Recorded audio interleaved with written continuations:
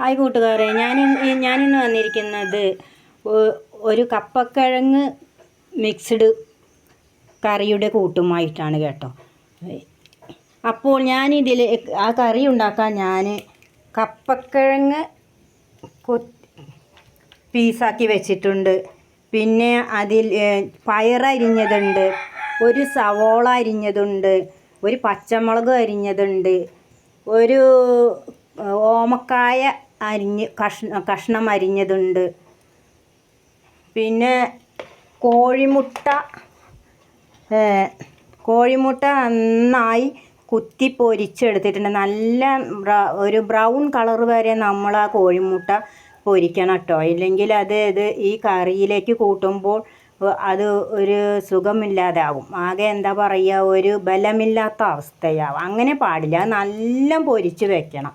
പിന്നെ 2 ചേമ്പിൻ്റെ തണ്ടാണ് അരിഞ്ഞു വെച്ചിരിക്കുന്നത്, പയറും അരിഞ്ഞു വെച്ചിട്ടുണ്ട്. ഇനി വെള്ളം അടുപ്പത്ത് വെച്ച് ഞാൻ നന്നായി തിളപ്പിക്കാൻ വെച്ചിട്ടുണ്ട്. വെള്ളം നന്നായി തിളയ്ക്കുമ്പോൾ നമുക്ക് അതിലേക്ക്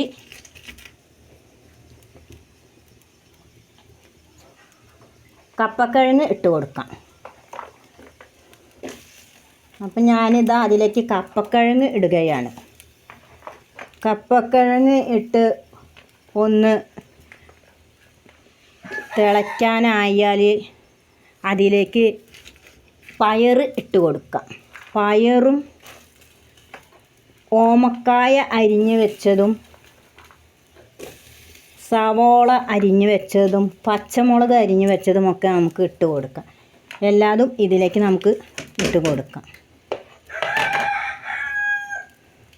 ഇനി അതിലേക്ക് ചേമ്പുംതണ്ട് അരിഞ്ഞ് വെച്ചത് ഇട്ട് കൊടുക്കാം.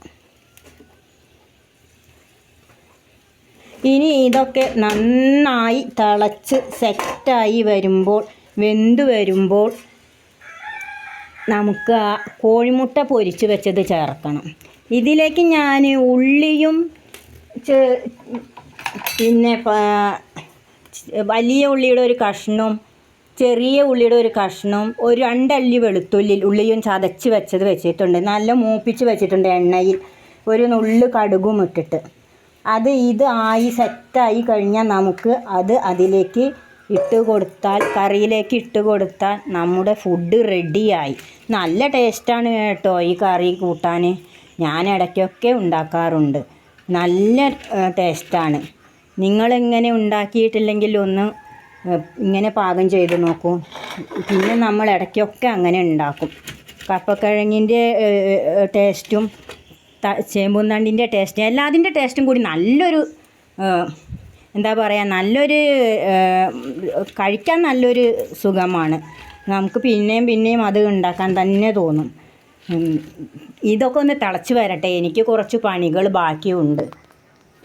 കുറച്ച് വിറക് ഒതുക്കാനൊക്കെ ഉണ്ട്. ഇതൊക്കെ തിളച്ച് കഴിഞ്ഞതിന് ശേഷം നമുക്ക് അത് സെറ്റാക്കാൻ നോക്കാം. അപ്പോൾ ഇതാ നമ്മുടെ കപ്പക്കിഴങ്ങ് മിക്സ്ഡ് കറി ശരിയായിട്ടുണ്ട്.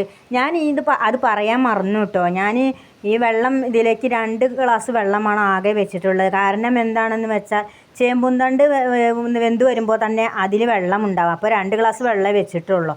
പിന്നെ ചേമ്പുംതണ്ടിൻ്റെ തോല് ഞാൻ ചീന്തിയിട്ടില്ല കേട്ടോ. കാരണം ചേമ്പുംതണ്ടിൻ്റെ തൊലിയിലാണ് അത്ര അതിൻ്റെ വിറ്റാമിൻസ് ഉള്ളത്. അതുകൊണ്ട് ഞാൻ ചീന്തിയിട്ടില്ല.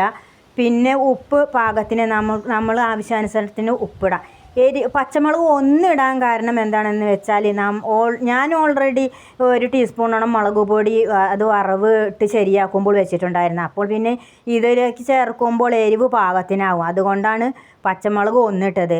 എരിവൊക്കെ നിങ്ങളുടെ ഇഷ്ടത്തിനനുസരിച്ച് ഇട്ടോളൂ. അപ്പോൾ ഇന്നത്തെ ഫുഡ് ഐറ്റംസ് റെഡിയായി. ഇന്നത്തെ വീഡിയോ ഇത്രയേ ഉള്ളൂ. ഇനി അടുത്ത വീഡിയോയിൽ കാണും വരെ ബൈ.